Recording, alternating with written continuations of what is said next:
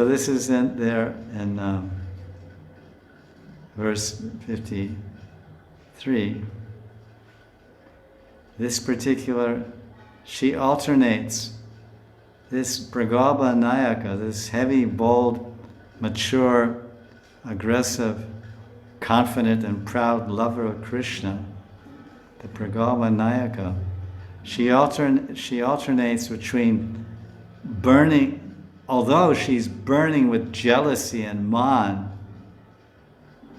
she pretends to show respect or indifference to love affairs and maintains her complete self-control. I'm okay, I'm not disturbed. She's burning with jealousy. So this is called the Dhira Pragabha Man. She's a bold lover, but she's being very subdued.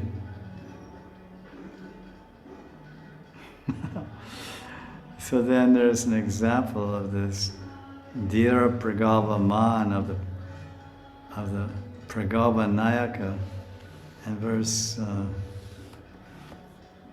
51. No, excuse me. Where is that now? 53. Dhira Pragabha. Udaste surate, udaste surate dhira,